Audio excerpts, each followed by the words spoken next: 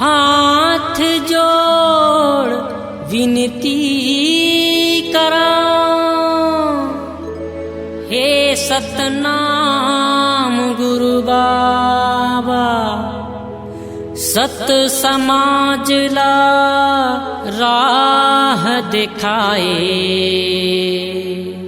सतवंशी गुरु राजा।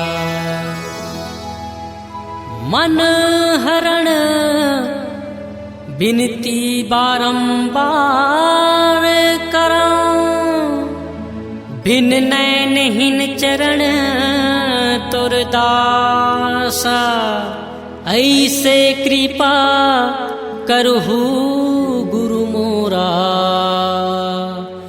रग रग ले चमके समाजा। सतनामी भाई हो सुमत के डगर मां चलो,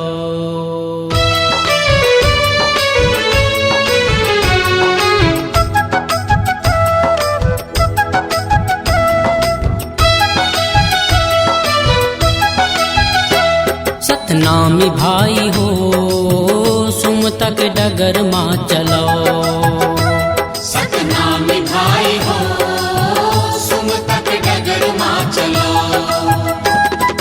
नवा बिहनिया नवा सूरज, नवा बिहनिया नवा बिहनिया नवा सूरज, उगे अब तोरे जगाओ।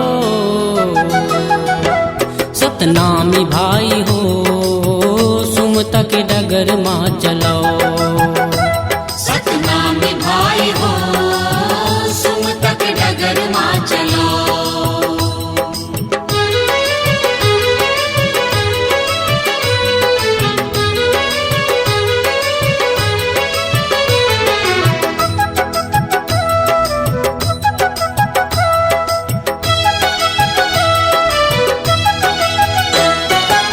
जब दास गुरु करके संतो ऐसे करनी, गुरुजन के राखु सदा चरण स्मरनी, गुरुजन के राखु सदा चरण स्मरनी। जब दास गुरु करके संतो ऐसे करनी, गुरुजन के राखु सदा चरण स्मरनी, गुरुजन के राखु सदा चरण स्मरनी। नहीं तो आही दिन बहुरे भैया, नहीं तो आही दिन, नहीं तो आही दिन बहुरे भैया, जन सोचो अब गुनाओ। सतनामी भाई हो सुमत के डगर मां चलो, सतनामी भाई हो सुमत के डगर मां चलो।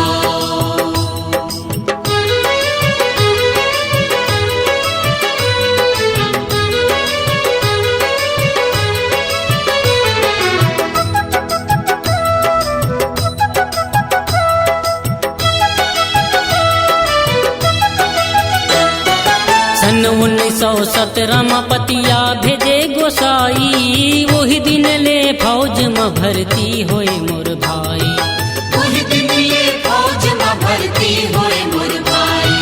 सन 1917 में पतिया भेजे गोसाई, वही दिन ले फौज में भर्ती होए मोर भाई, वही दिन ले फौज में भर्ती होए मोर भाई। गुरु बाबा पुकार तुहला, गुरु बाबा, गुरु बाबा पुकार तुहला, सुमत के भार ला बोहाओ। सतनामी भाई हो सुमत के डगर मां चलो, सतनामी भाई हो सुमत के डगर मां चलो।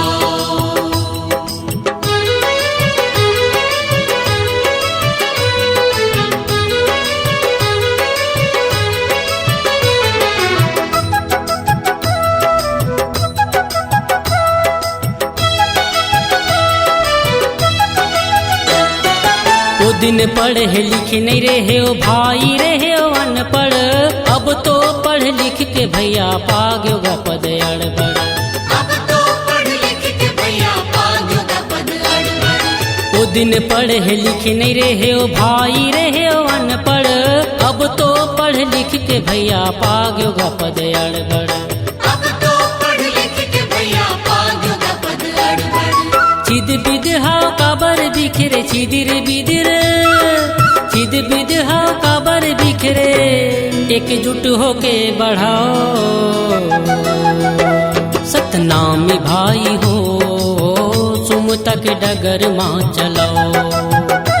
सतनामी भाई हो सुमता के डगर माँ चलाओ।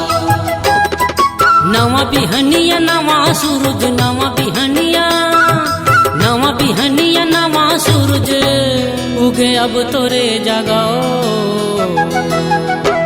सतनामी भाई हो सुमता के डगर माँ चलाओ।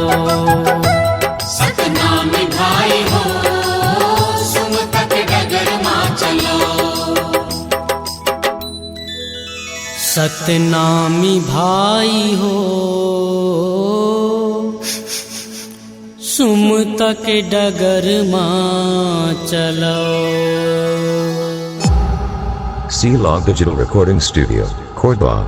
Contact number 9907119215.